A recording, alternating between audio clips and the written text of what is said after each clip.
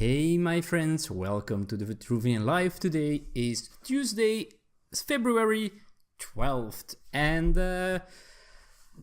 thank you for your comments on yesterday's video. They were inspiring. Some of you knew the feeling about losing friends, or at least fading friendship, and some of you told me not to give up the friendship. Well, I'm not giving up really, although my efforts, I think I will still lessen my efforts.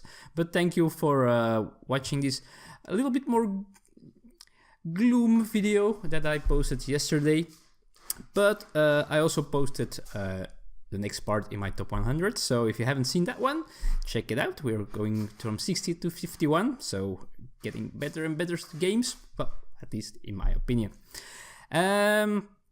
So this time I wanted to be a little bit more positive, but also about friendship, but about flourishing friendships. So there's the other side, because yesterday sounded, of course, very negative.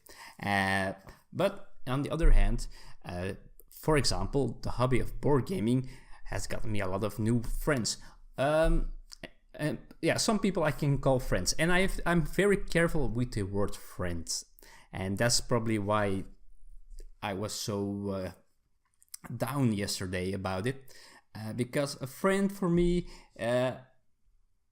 you only have a couple of them, right? That you really call friends. Other people you know well, and you appreciate them, but to call them a real friend, that's, for me, that's a high level thing, right?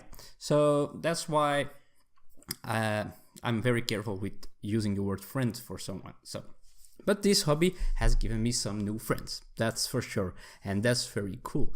Also, this hobby has revived my, well, revived, not really because it wasn't dead, but because my best friend,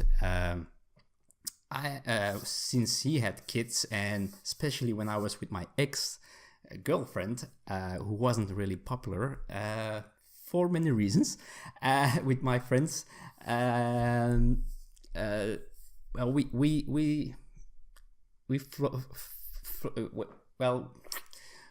we didn't see each other that much anymore. And now, with being with Elisa, but also with board games, we have an opportunity to have something to, well, to meet each other and do something on an evening, even with 3 kids, because I had some comments that it's not that easy with kids to make time, and it can be hectic and all that stuff. And I realized that I'm with people with kids a lot, of course, because we always go and visit them to play board games or whatever, because we understand that it's hard for them to bring the kids to us, and all, well, if they are young, they maybe need to take a nap in between, and they need a special bed and all that stuff. So that's very cool, and I will be right back because I think my cat is eating something from the kitchen, or doing something in the kitchen that she shouldn't be doing. Yeah, it was Mr. Robinson again. That cat, if you don't carefully see what you do or what you leave lying around, he will eat anything he can find. I hear strange sounds again, so I'm not sure what they are doing. I think the other cat is involved as well. Anyway, so I've got some great friendships out of board games, so not all is bad. I probably have more friends now than I had before, so that's pretty cool. And some from nearby, but also friends that people that I can call friends in other countries, which is also a very cool thing to have and to realize.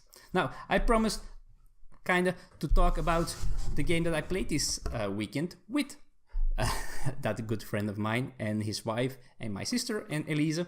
We played the first, or the prologue, or episode 0 of Betrayal Legacy. My cats are really getting out of control. I'm sorry, folks. Oh man, how do you handle a cat that is not to be handled? Mr. Robinson, stop it. it's not gonna work. Robinson, he always wants to attack the other cat. Oh, poor baby. So, anyway, we played Betrayal, and we played the first scenario, the first hound, and so we decided to meet on this Saturday to play this for the first time. I used to play a role-playing game with them. I was a dungeon master, but it took so much time to prepare, and if then someone couldn't make it, it was not so easy to do. And I asked them if they wanted to commit to this game, for which I don't have to do any work except for bringing it from my place to theirs. And we played it, and I must say we really enjoyed it. For those who don't know what it is, so Betrayal Legacy is implementation of the older game called Betrayal on the House of the House on the Haunted Hill, or something like that, which each time you play a hound, a scenario that has a hound. In this case, this is a legacy game, which means, and I'm not going to spoil anything, but which means that you are going to have, let's see, and this is not a spoiler, this is just a component, the first one you see if you open the box, which has stickers in it. So you're going to add stickers to cards, and maybe stickers with rules in the rulebook, so the rules change. You have cards that you might destroy.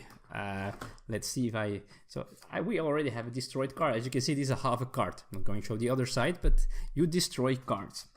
That's not a spoiler, that's something that legacy games do. Now, some people hate doing this, hate destroying components. It's something you have to get used to. The first time that I did it with Pandemic Legacy, it wasn't easy.